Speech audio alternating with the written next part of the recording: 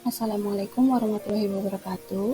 Saya Rina Nurasana akan mengulas mengenai implementasi pembelajaran dalam UBD dari pembahasan kelompok 1, yaitu pembelajaran menggunakan buku teks. Literatur yang saya baca sebagai pembanding adalah artikel jurnal dengan judul Perbedaan Pembelajaran Melalui Multimedia Interaktif dan Melalui Buku Teks Terhadap Hasil Belajar Siswa pada Materi Pecahan Kelas 6 SDN Gadang 01 Malang, tulisan Farida N. Rahayu S. dalam Jurnal Inspirasi Pendidikan Volume 7 nomor 1 Januari tahun 2017.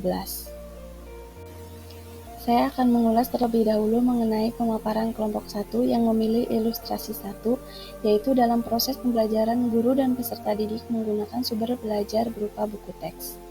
Pada ilustrasi 1, penggunaan buku teks bukan satu-satunya penggunaan sumber belajar yang dapat digunakan. Hal tersebut membuka peluang guru dan peserta didik untuk menggunakan sumber belajar lainnya yang relevan dengan proses pembelajaran yang dilakukan. Peraturan Menteri Pendidikan Nasional Nomor 11 Tahun 2005 menjelaskan bahwa buku teks adalah buku acuan wajib untuk digunakan di sekolah yang memuat materi pembelajaran dalam rangka peningkatan keimanan dan ketakwaan, budi pekerti dan kepribadian, kemampuan penguasaan ilmu pengetahuan dan teknologi, kepekaan dan kemampuan estetis, serta potensi fisik dan kesehatan yang disusun berdasarkan standar nasional pendidikan. Berikut ini ada 3 prinsip penggunaan buku teks sebagai sumber belajar. Yang pertama, buku teks harus memperhatikan tingkat kesulitan yang sesuai dengan kemampuan peserta didik. Kemudian yang kedua, menyediakan contoh-contoh latihan dan soal-soal yang berguna untuk meningkatkan pemahaman peserta didik terhadap materi yang diajarkan. Kemudian yang ketiga, memperhatikan konteks sosial dan budaya peserta didik.